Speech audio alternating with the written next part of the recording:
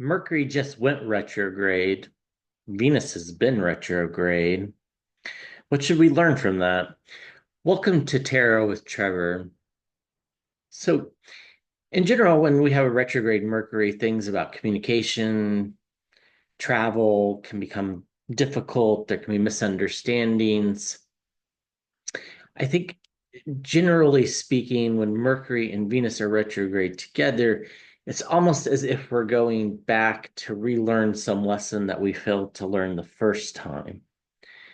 So let's uh, look at that through the tarot and some oracle cards and see if we can't get some meaning about what these events are going to be. So Mercury went retrograde on March 14th, which is the day that I'm recording this, and uh, will go direct on April 7th. Venus has been retrograde and will go direct on April 12th. And I think once they go direct, things will start to move forward again. And we might feel like we're in that state of limbo for a little while, which is kind of what the 6th month reading sort of suggested. But let's take a look with the cards. Let's first start by pulling some oracle cards. So this is the Oracle of the Seven Energies by Colette Baron Reed. She also did the Spirit Animal Oracle. So it's two cards. What should we know as we navigate through this Mercury retrograde, Venus retrograde time period? What's the big overall energies we should focus on? Just a couple cards.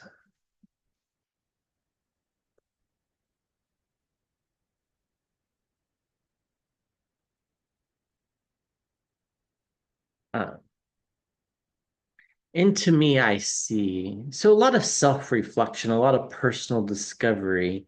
This, I think, goes along with that theme of feeling confined to the house, but I think this has a little bit more of a positive spin on it, as in what can we learn about ourselves during this time period? What uh, lessons do we need to relearn about ourselves? And take a higher view.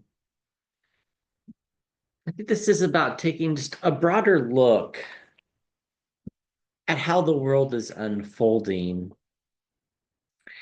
And while we're self examining ourselves and re self examining ourselves, we're also going to be able to view the world from a higher vantage point, as in a plane, like a higher plane, and see all the nuances that are there.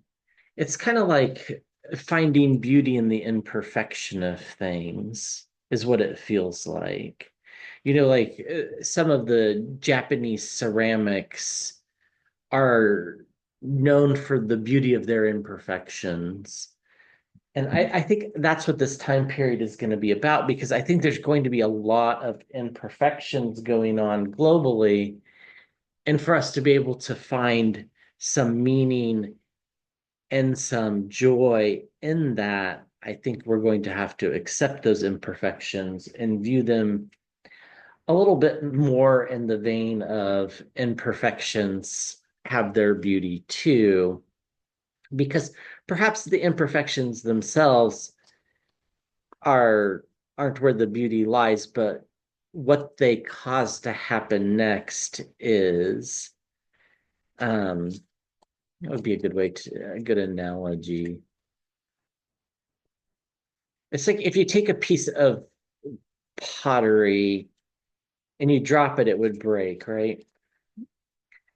But if you take a piece of pottery while it's still hot and you slowly submerge it into water, it cracks and it crackles and it creates all this really interesting veining that you can't control. You have no control over it whatsoever of what it's actually going to look like.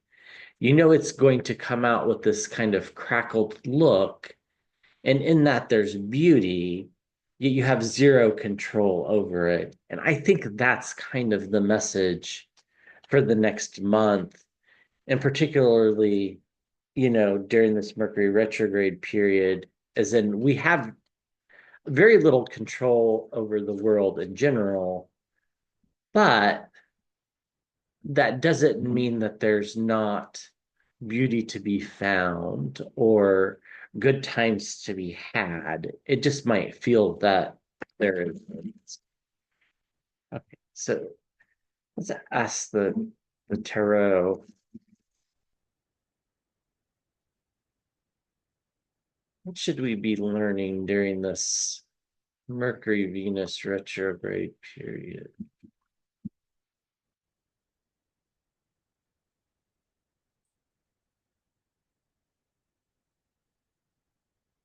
It feels to me like the focus should be on thyself is going to be the overall theme.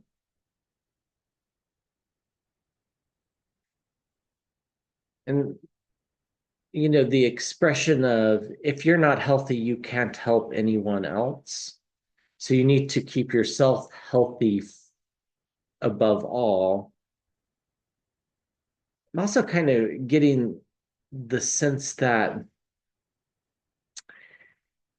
it might be important to really focus on getting enough vitamin C and vitamin D, not a health um, practitioner, so this isn't medical advice, but I think we might see another kind of round of fluish type symptoms going on as we go from winter into spring.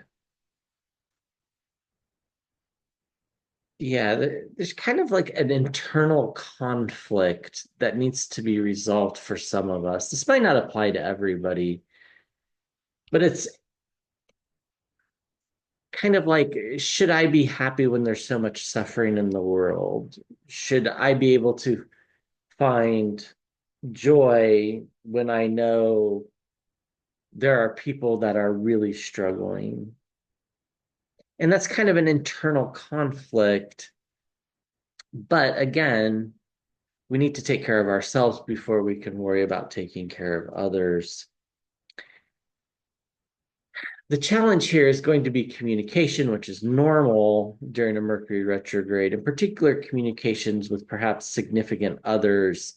Now, these don't have to necessarily be romantic partners. These actually could even be, whoever your significant other is.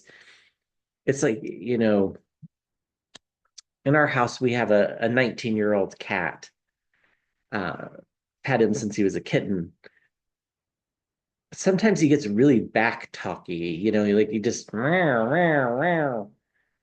And it's hard to know, like he just wants you to sit down and he wants to sit on top of you, and that's all he wants. And if you're not doing that, he's cranky. And so these conflicts can actually be, with your pets, it can be with your significant others, maybe your pets are your significant other. Um, it can be with children, parents, uh, whoever fits that bill to you. It doesn't have to be a love interest by any stretch.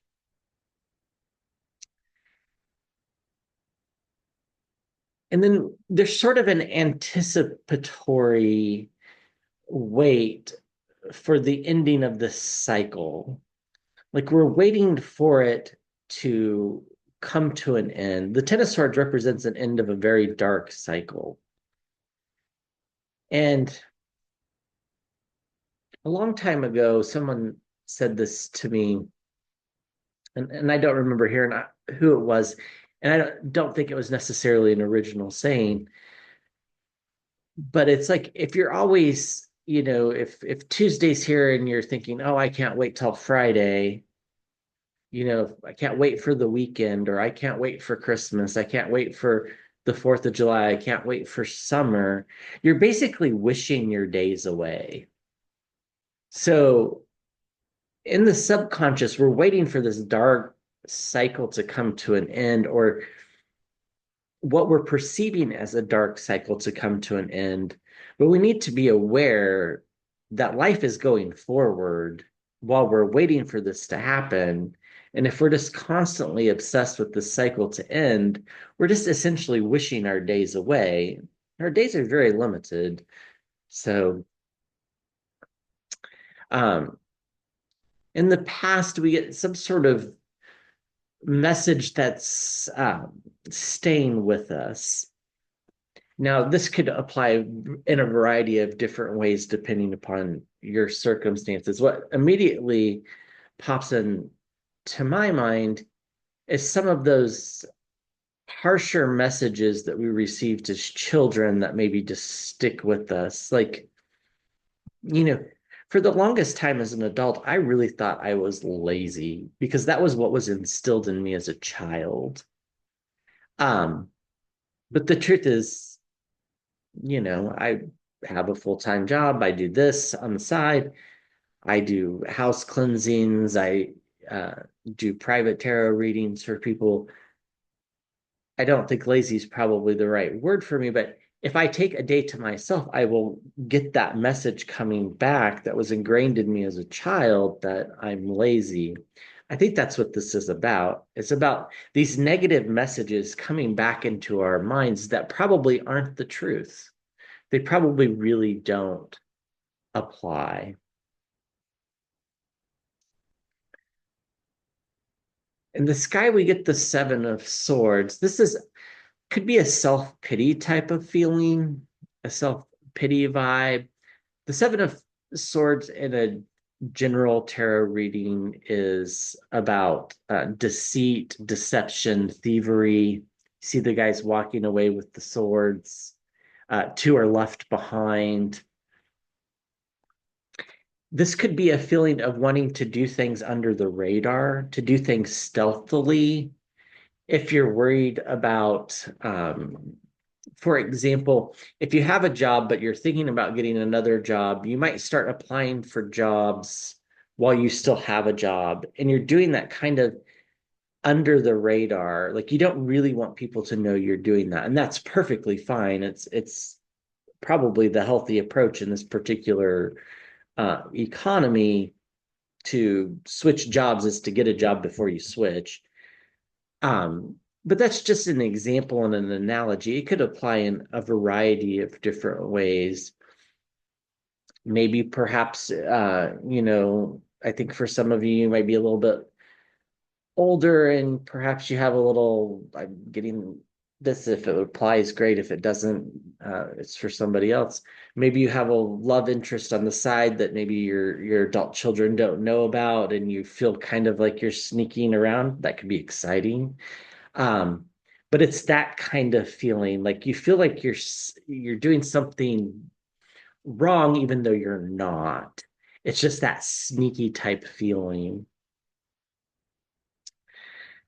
In the near term future, we get the Queen of Pentacles. This came up during the 6 month reading. This is uh, very much a feeling about needing to watch your money and spend it in a very productive way, whatever that might mean for you and your circumstances. Um, it's like the energy of, you know, a young family trying to raise kids on a budget and trying to make the money stretch to provide clothing, shelter, and food. It's that kind of energy. Now, it might not be reality for some of us, right? Some of us that are maybe older, maybe we're sticking to a budget because we're used to sticking to a budget, but it's going to come back into this kind of mentality of, yeah, we really need to watch our money over this next month. Whether it's true or not is a different story, but that feeling will be there. It'll take you back to the days, if you do have a little bit of money now, it's going to take you back to the days where you didn't have money so that you can relearn that process of budgeting and saving and um, using your money to nurture you in a healthy way. We get the Ace of Pentacles. Again, our value systems are going to be changing. What we value is going to kind of take a different meaning. It might not be as simple as our net worth or our the amount of money in our bank account might no longer be important to us. It might had been in the past, it might have been important. It might have been almost a comfort to look in the checking account and see that you had a little extra money this month or that you had some money in the savings account. I think the value in this retrograde period is going to be relearning that security that maybe we had or as children or maybe we didn't have as children and we had to learn it as adults. So depending upon, whether your childhood was, great and felt very nurturing, you might just need to relive that experience again. And if your childhood was not that and you had to discover that nurturing quality of as an adult, you might need to relearn how you did that in order to kind of find this inner self-reflection to kind of give you a broader view of the world in which you can appreciate these nuances that are not maybe very pleasant that are going on, globally. Get the judgment card. There's going to be a lot of self-criticism during this retrograde period. Now, that's not necessarily typical of every Mercury retrograde or Venus retrograde, but when they're retrograde together, it can be. So this is the, I'm not good enough type feeling, you know, uh, woe is me. I've never accomplished anything in my life, kind of a feeling. Of course, it's a lie. We've all accomplished something. We've all influenced other people's lives, whether we realize it or not. So when that voice pops into your head of woe is me, or I'm not, you know, doing as much as I can, I'm lazy, I'm this, we need to kind of beat that back and realize this is relearning that lesson of self affirmation, right? To get back to that place where we kind of came into our sentience, so to speak, where we kind of discovered who we are. For most people, this happens in their late 20s, maybe early 30s, where you really kind of get a real good understanding of who you are, what makes you tick, and what you have defined as the meaning of your life. And, a big lesson there is kind of realizing that only you need to be content with the decisions you make. And it doesn't matter how old you are, we sometimes have to relearn these lessons. And childhood stuff comes back up regardless of your age. It just is the way life is. It's cycles, just like the planets going around the sun. So are the lessons that we learn and relearn, and learn and relearn continuously. In the hopes and fears, we get the death card. So this is nothing to be scared of. The hope is that there's kind of a new feeling on the horizon. And there is. The new feeling is probably going to happen in April when the retrogrades stop. Mercury stops being retrograde on the 7th. Of course, it usually takes a couple weeks before you feel it not being retrograde. And Venus stops being retrograde on the 12th of April. And so there's that kind of anticipatory look for this rebirth feeling. And that's okay. But again, I think we need to be careful that we're not wishing our days away where we're constantly saying, oh, I can't wait till it's Friday. Or, if you're working, you're going, only 3 more hours until the end of the day. That kind of like dreadful, almost, I think misery might be too strong of a word, but that miserable type of feeling of I just can't wait till this is over, which is, we all have it. And I'm not saying it's bad if you do. I'm just saying that that might be the energy that's there. And maybe we need to look out for that and kind of, course correct. So that's the hope. the fear is that we're doomed. The fear is going to be that they, you know, everything feels doomed. It feels fated to be bad. It's not reality. That's just anxiety and stress coming out in a variety of different ways.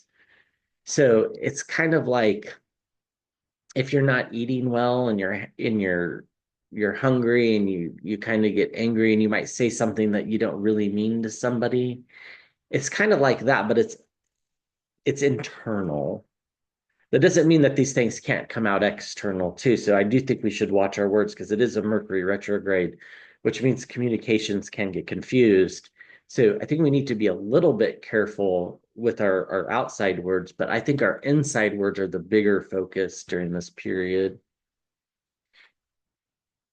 And the outcome is the Four of Pentacles. This is the want of stability. And ultimately, this is really kind of the life's goal, right? Is to be stable in our environment, to be stable in our relationships, to be stable financially, to maybe still want for things, but always have the things that we need. Wants and needs are two different things. And some of us are in that phase of life where perhaps our wants are something different than our needs. And some of us are in a phase of life where perhaps we need things that we can't obtain. And that is two different worlds. One is a little bit more comfortable, or so it seems to the person who still needs things. But the truth is that it's kind of like if you reach the mountaintop, you ask yourself, now what? After you've looked around a little bit. So life never ends with its challenges. Perhaps you become, financially stable, but that doesn't mean that you necessarily feel content. And maybe you're still struggling financially, but in some ways, maybe that's an enviable position because you have goals to kind of set and look forward to versus perhaps maybe you've achieved your goals. This is something that comes with age. As we get older, things, it's not that you stop dreaming when you get older or you stop having aspirations. It's just you kind of get a little bit more I don't know the correct word, perhaps. You get perhaps a little bit set in your ways and kind of like the 19-year-old can. Perhaps just like, I want this and only this, and I'm not willing to deviate from any sort of plan. So I think these are all things we need to look out for during the retrograde. Underneath, we have the Page of Pentacles. So there's going to be an emphasis about messages around money and health. So anyhow, I hope that was helpful. Thank you for watching.